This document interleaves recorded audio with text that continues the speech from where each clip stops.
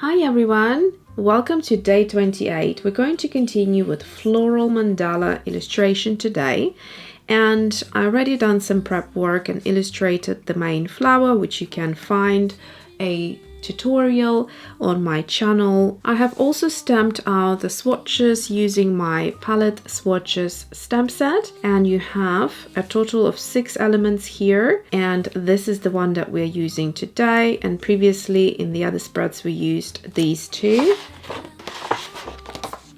So for example here and there. We are also going to use some elements from the summer floral set, and both of these are available on AljonaCreates.com. We're going to start with this element here, and it's going to be the highest point of the mandala. And similar, as you can see, I'm elongating the top and the bottom to create kind of a beautiful shape. So we're going to stamp it. Actually, I'm going to wipe out the bottom bit to make it look like the leaves are coming out. And I'm doing that because I don't have enough space here otherwise, if I would stamp the entirety of the element. And then I left myself a little bit of space here to add a small detail just to extend it. Here I'm going to do the same, just tucking in the leaves further underneath the flower. And to do that, we just need to wipe off part of the element, and that's about here. We're going to repeat the same on the other side. First, always hold your element above before you commit. Then wipe the necessary area and then stamp. Now I'm going to use this floral element and place it in between the leaves. But I'm also going to make sure I'm tucking it in because I want the longest parts to be the leaves. You can see we have different orientations here. So you can create the compositions that you like, and you can play every time and change them up and be experimental and just enjoy the process. Okay, so that's done. Now I'm going to use this small teensy little flower and just add it at the top and the bottom. And then I'm going to use even smaller, and this is the smallest one from the same style of a flower, and then just add it on each side of the leaves. Next step is, of course, to line everything out.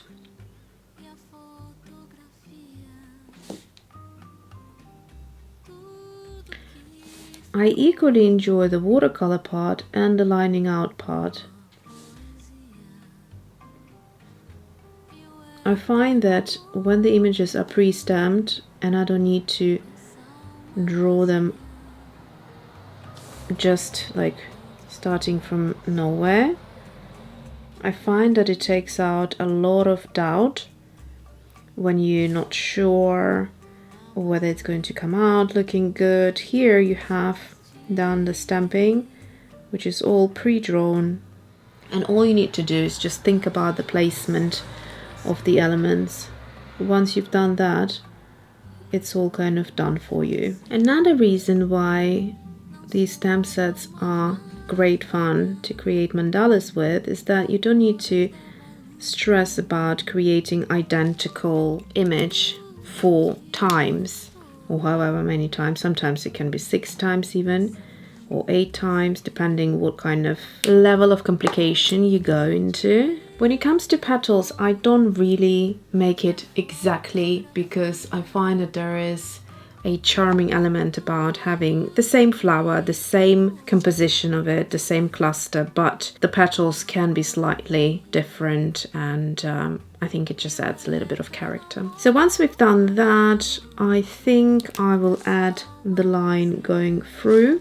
This is optional Today I'm going to use a combination of two palettes, the Botanical palette and the Colorful Landscape palettes. I also, by the way, have a video where I put each of the palettes together and choose the colors and swatch them out, so I'll try to link those up for you if you're curious. A couple of colors are repeated throughout just because I couldn't do without. They're my kind of top favorites. I'm thinking of using Rose de Ray by Winsor & Newton. It's a beautiful classic color, so I want to implement that and still use Opera Pink to kind of maybe add a little bit of tonal interest to it, or vividness.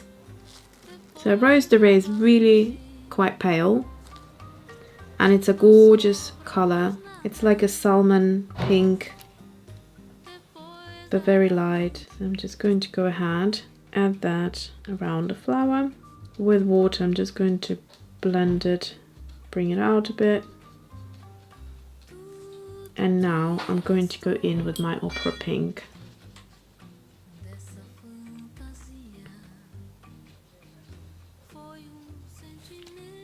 Just adding it and letting it mix on the paper. So we still have that Rose de Ray come through, but also the lovely Opera Pink. Sometimes it's also good to wait for things to dry to bring that color, like the second color on top, and it's called glazing. So I'm going to just load up Rose de Ray again, dry the whole thing, and then we'll see where we are, and we might want to add more. Now I'm going to add Rose de Ray to these Pelargonium inspired flowers. I just dried it. The paper has buckled because I have used a heat tool.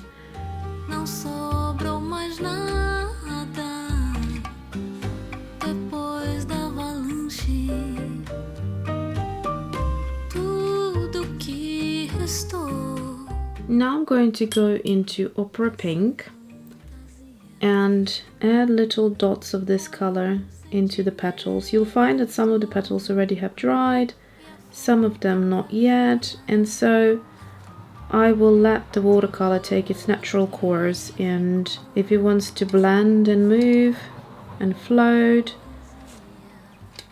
then I will let it happen. And if it just wants to stay in one spot where I'm placing it, then again, I'm also good with that.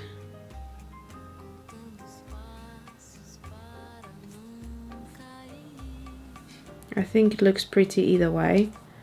That's why I won't interfere too much. But because this color is very, very subtle, and I have been enjoying quite a bright and vibrant color palette, I am adding Opera Pink as I go.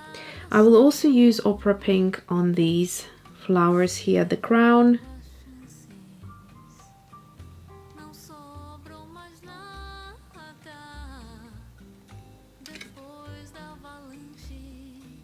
And I will repeat the same at the bottom.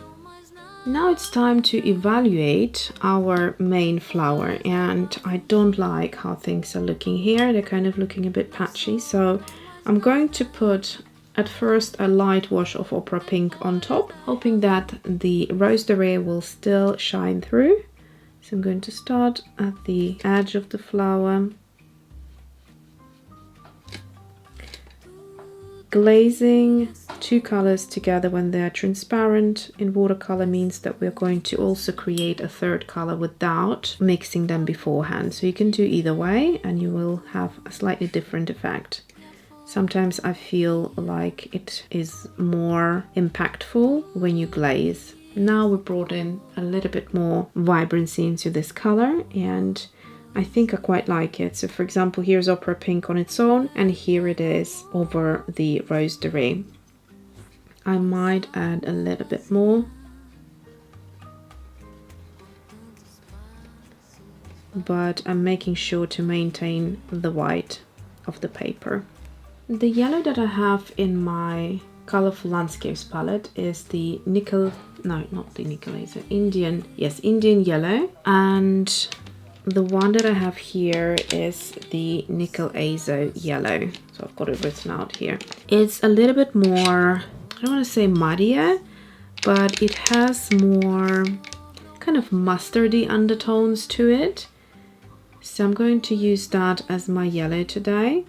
And into that yellow, I'm going to add my favorite green gold, which I have in both palettes. So I'm just going to start by using green gold with a bit of moss green mixed into it.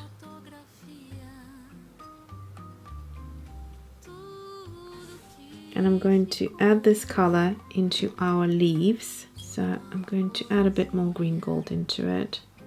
You can see how invasive Nickel Azo Yellow is because it has traveled into all of these colors and it's pushing its way through. So I'm going to use that as well in the mix. I'm going to add this color and I will go through the leaves and add it in.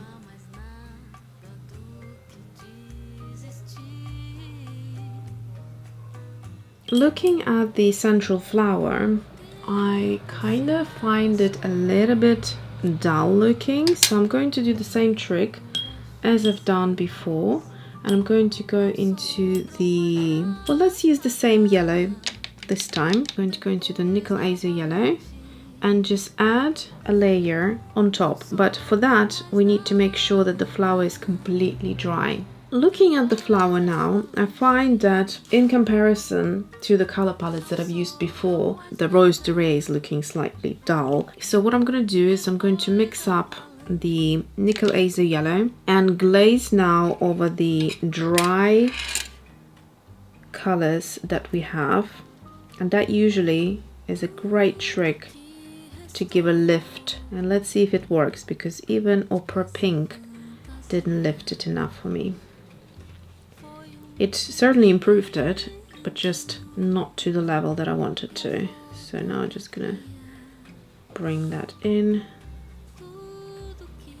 like so, and actually now it's perfect for me. I love the color like this. The yellow just jumping everywhere into the green, to the pink, it all kind of connects really well. So what I'm gonna do now, I'm going to swap to my small brush, 01. And now with this beautiful Nickel Azo Yellow, I'm going to glaze over the flowers. I'm going to pull the color through the entirety of the petal, including Opera Pink, to kind of create an interesting, not a blend, but almost like an ombre effect. I'm going to show you the difference between these flowers and the ones that are not done. And if you look at the flowers, the smaller flowers, there is more vibrancy here than there.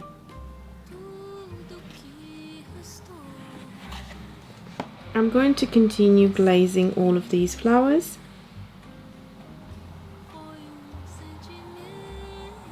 And now I'm going to finish with the green part of the flowers, and I'm going to just basically go in with green gold as it is and just add it into the flowers.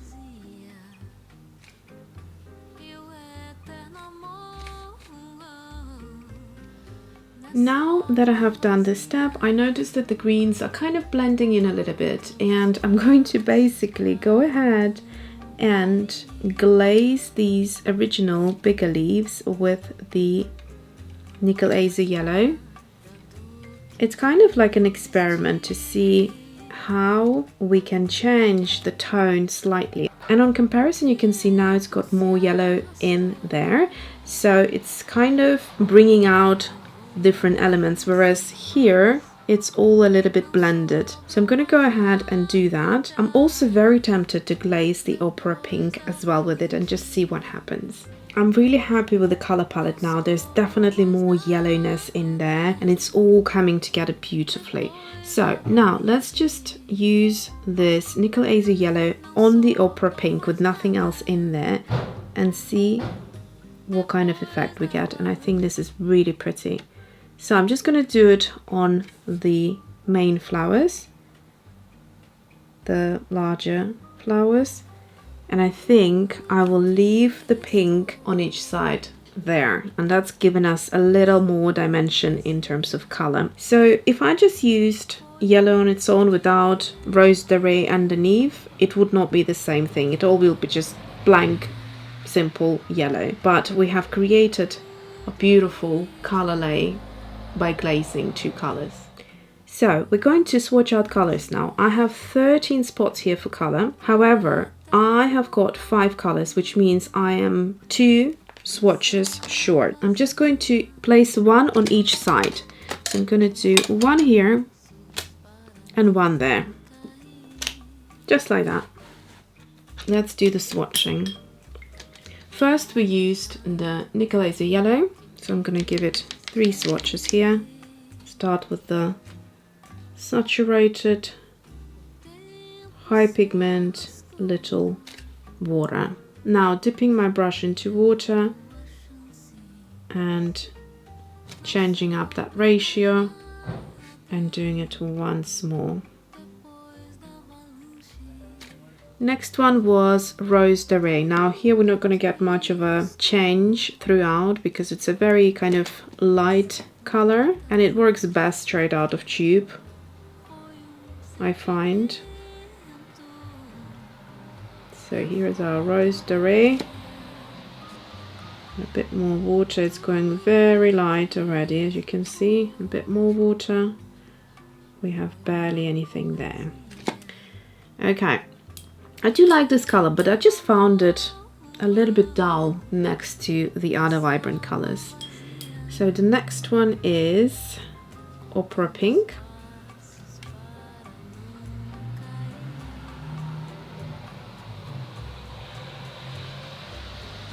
In theory, everything is going to look dull next to Opera Pink, to be fair.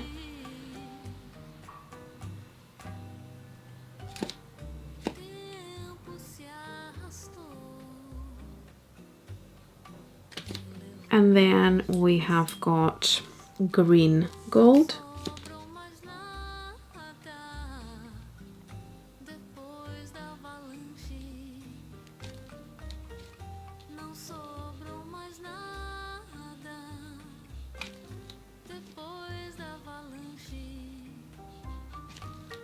And Moss Green.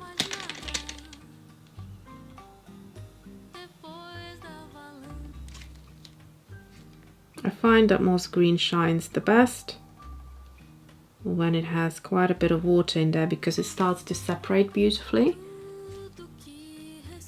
which can't be seen too much when it has little water and more pigment in there. It becomes more dense. I'm quite happy with this color palette. Let's have a look at our day 28. I really like the glazing part with Nickel Laser Yellow. It shifted our color palette ever so slightly, but it has added vibrancy and light. I always say that Nickel Laser Yellow makes colors kind of shine, so when you use it in mixtures or in glazes, it makes colors shine and it sort of almost shines through the other color, if that makes sense. Kind of has that luminosity to it. I hope you enjoyed day 28 and I will see you for day 29.